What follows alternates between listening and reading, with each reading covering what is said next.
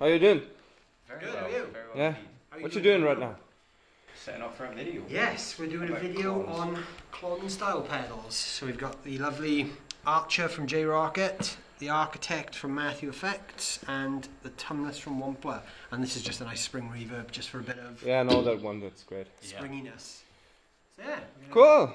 We're going to talk about some. You jam a little bit, and I'll film you. Sure.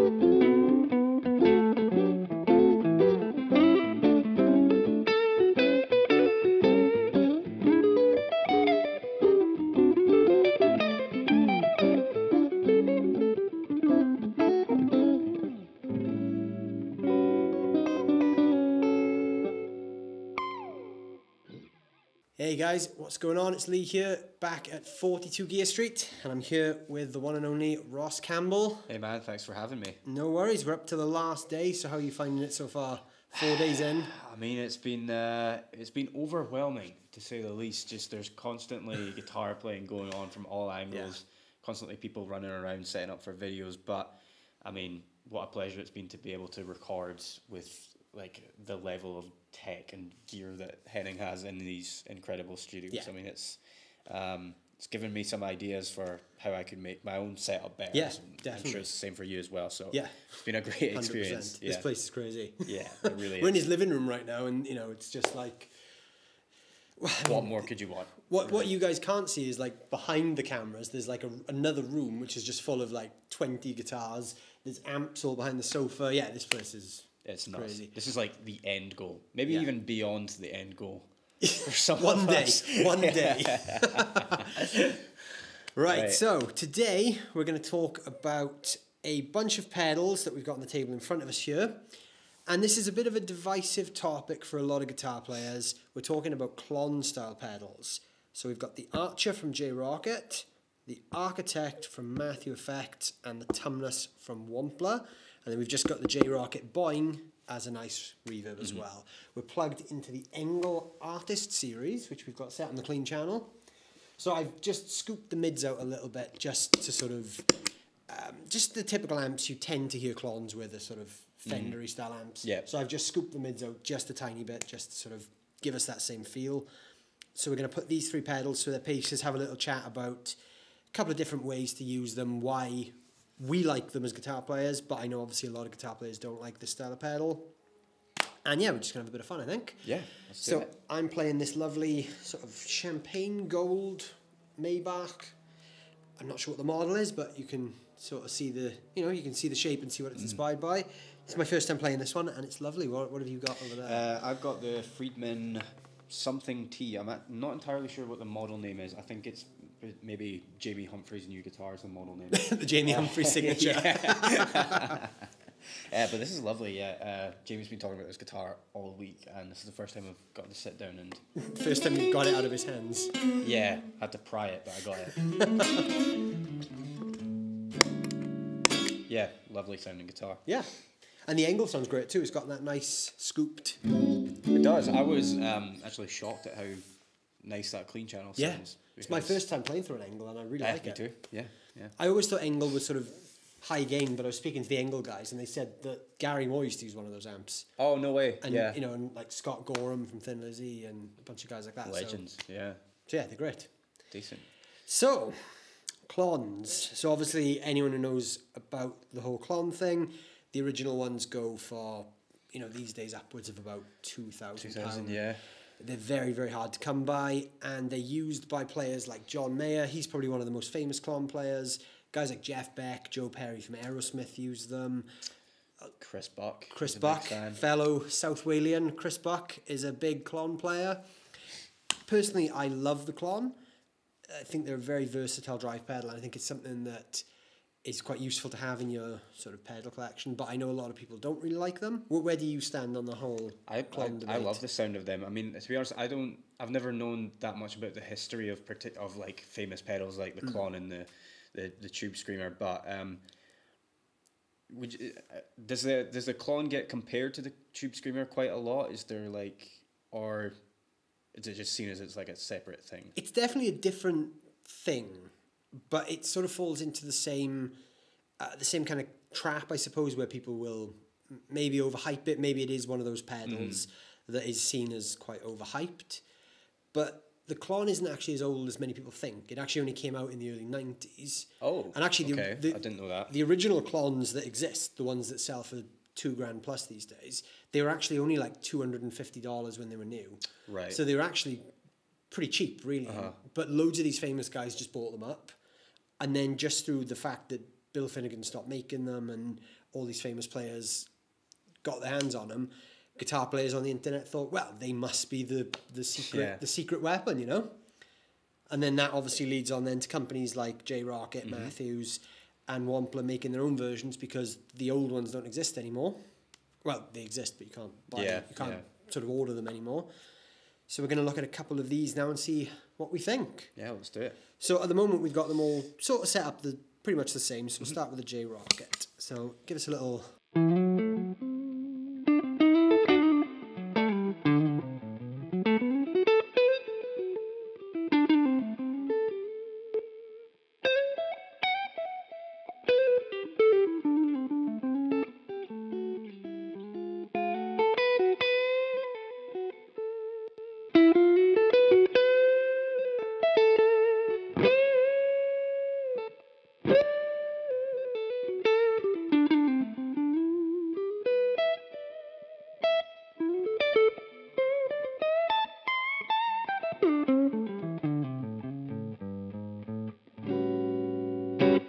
Nice.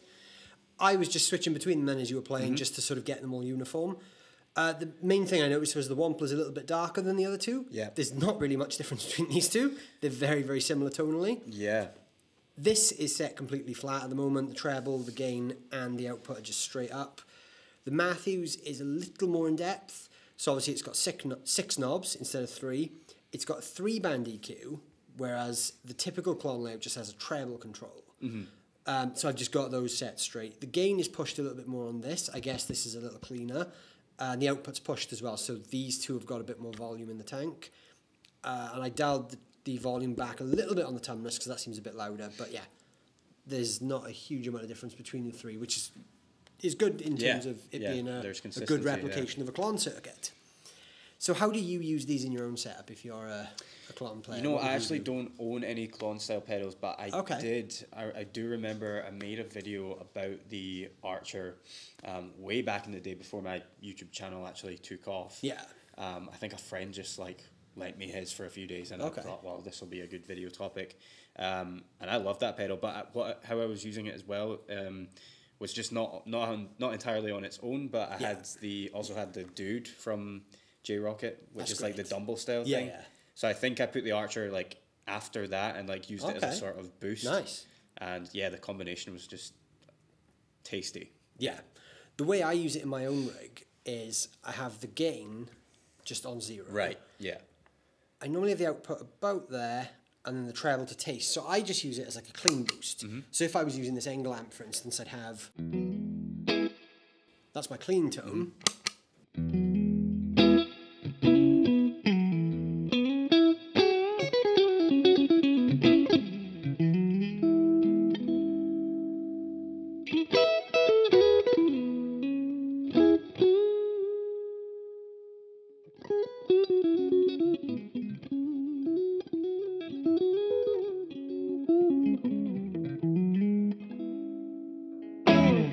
Yeah, that's super nice and glassy. I liked it. Just adds. I've used this word a lot, like over the past few days when describing pedals, but it's true. This adds a lot of body to the tone. Yeah, that's what I think. Your notes feel supported.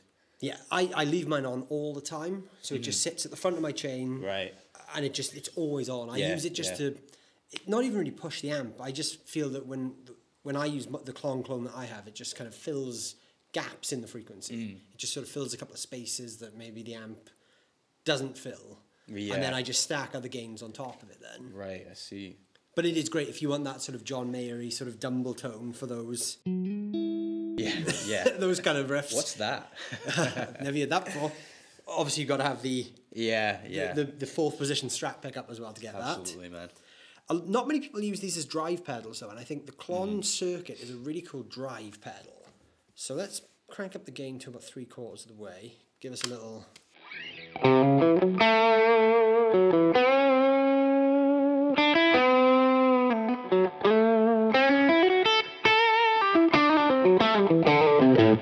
that's such a good sound.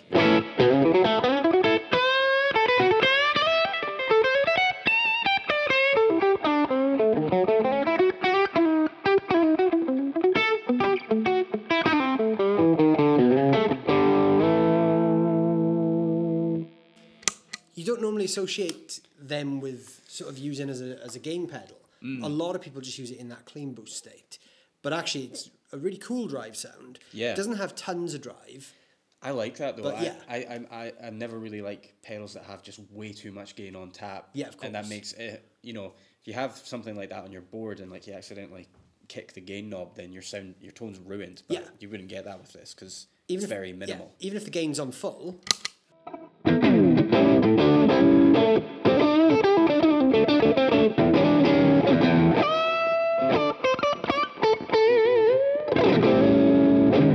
Yeah, it's a very manageable amount of gain. And especially if you use that with a loud amp, you can use it to push. And in front of other drive pedals as well, it's great. So this is one that has sort of intrigued me a little bit because I love the simplicity of the traditional Klons, but this is a bit of a different take on it. So like I said, it's got a 3-band EQ. It's also got a second foot switch here, which controls the boost. Right. So it's got it's like a Klon with an additional boost. So in its default state, we set it sort of flat. But on the side, there's a clipping switch where you can change between germanium and silicon diodes, and there's one that says lift. I'm not quite sure what that does, but it changes the sort of the overall clipping. The one that sounds closest to the originals will be the silicon one. I think that's what we've got set to.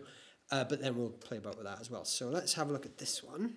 So this is just in the sort of standard flat settings.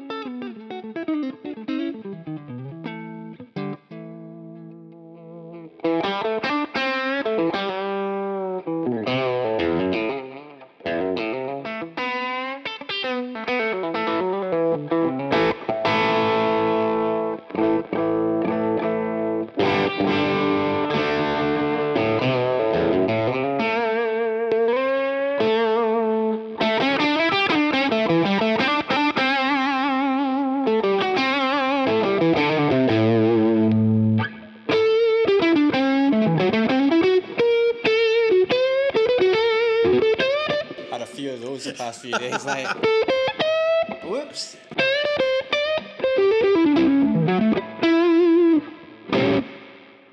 That's really cool. That's sort of That is a little different to the typical Klon sound, but the typical Klon is in there, but it's got a couple of extra features. Yeah. That was with the boost on as well. okay, right? Yeah. So that was sort of full tilt there. But in fact, I think you can use the boost independently. Oh, that is. So that's without the boost.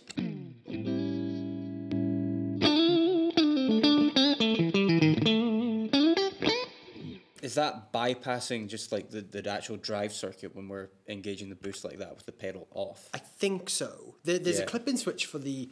I don't know if you can see this on the top cam, but there's a clip-in switch there for the boost as well, which says silicon or MOSFET. Right. So I guess the MOSFET will get us a little more of a sort of a nasty delay, not delay, drive. Why don't I just switch between them for you? So keep playing.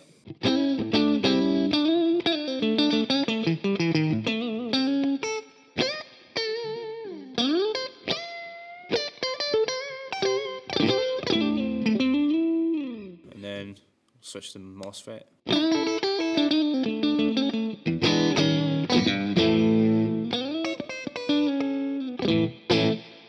I'm not sure if I can hear much of a difference. You maybe need to listen to it through headphones to, Yeah. to Maybe, tell. But, maybe it's more noticeable when the pedal's on. So if I click okay, that let's on, do that. switch between it as I'm playing. Okay, so this will be silicon, or can we? Okay, never mind. Yeah, silicon.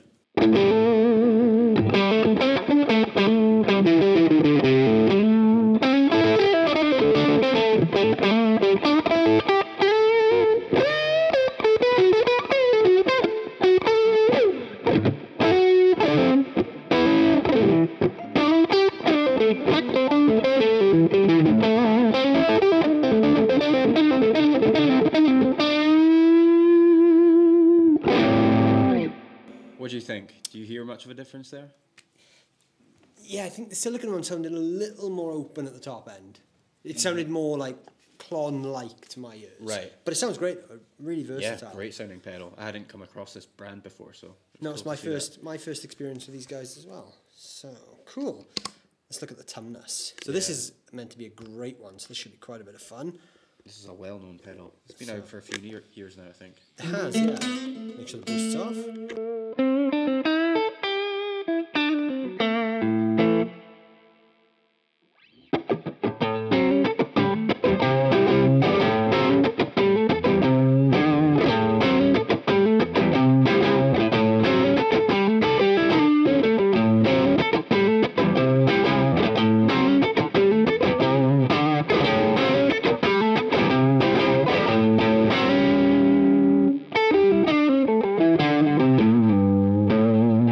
That might be my favourite sound so far. Yeah, that's quite nice. Right there.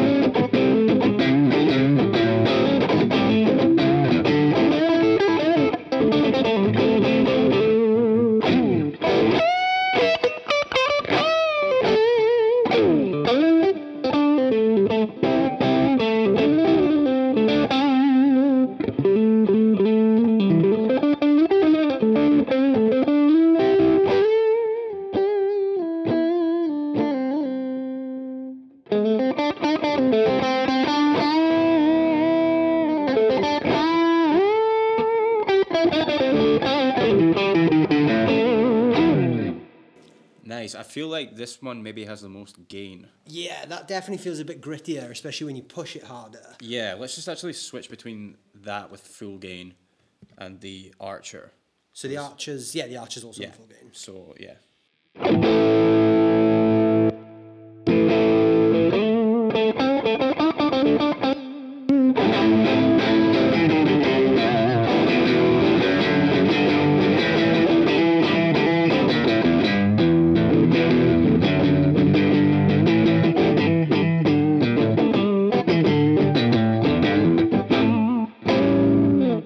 Nice. Yeah, I that's really like definitely a that. bit more kick in the gain section, isn't it?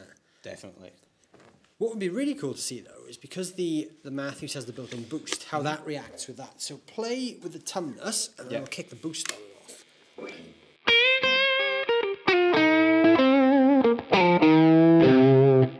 I see. So, yeah, of course you can just use So that I'm hitting the one. front end of that with another.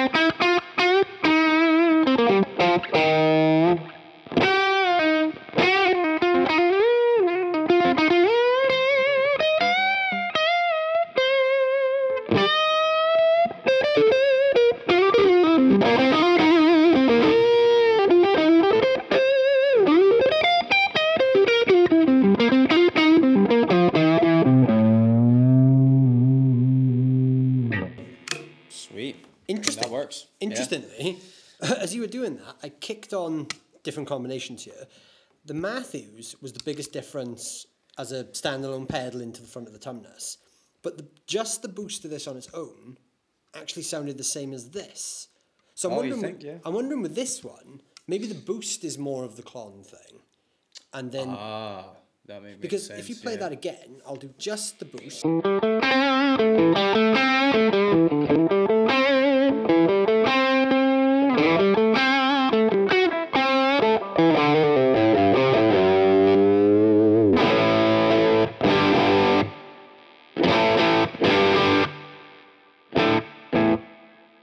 Sweet. They're all pretty similar, but I think those two seemed a little more like that.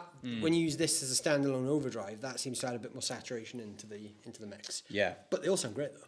Yeah. I mean, these are probably my favourite tones that I've gotten to play through myself. Yeah. For the past few days. So. Yeah, I love this style of pedal. I think it's, like I said, it's very divisive, and some people get a bit defensive over it. And I think because the original ones go for so much money, people think it's a little bit of an overrated sound. But I think it's a great pedal for people to have on their board. Yeah. And I think they're just so useful because you can do so much with them. I mean, I think I'm going to have to pick one up after this trip. Yeah. Which one though? Which one would you pick if you? Three? Yeah, if they're I all good, had aren't they? one- Well, I came into this thinking that the Archer would be my favourite because, like I said, I had played it before and I did really like it. But I do like the fact that this has just a little bit more juice Yeah, of course. to play with. There is another version of this which is somewhere around here. I couldn't find it for the video, but there's a version of the Tumnus called the Tumnus Deluxe. Oh, yeah, that's right, yeah. And it's the same thing, but instead of just a treble control, it's got a 3-band EQ. So it's more like this in its layout. Yeah. This is more of like the traditional Klon with just the treble control, but then yeah, they also do a deluxe version with a 3-band EQ too. Nice. Which I think you can, if you like the tweak inside of having a Klon style circuit, but you can really fine tune it, that would be a good choice as well. Sweet. But yeah, they're all great. I love them all. I like the look of the J Rockett. Yeah, those pedals are built like tanks. If I was looking for a Klon as the way I use it, which is gain all the way down just for a clean boost, I'd probably go with this. But if I wanted a standalone drive or a Klon to use for the drive side, I'd pick one of these two. Yeah. Because I quite like that that's got the boost as well. It's quite useful. That's super useful. Especially if you're putting like a small board together for a sort of a short gig, you've just got to show up and play. Oh, yeah. It's a 2 in space 1, saver. which is always nice. Cool. Awesome, man.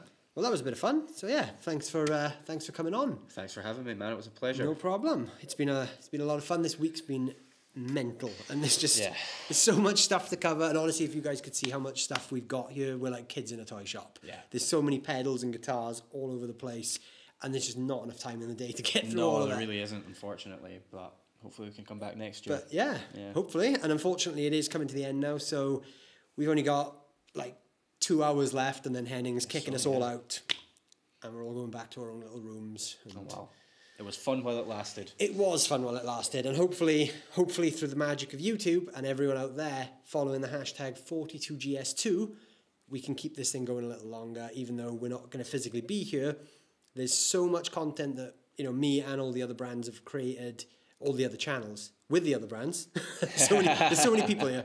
There's 14 channels, 30 brands. There's going to be a lot of videos. So please go check out that hashtag on both YouTube and Instagram.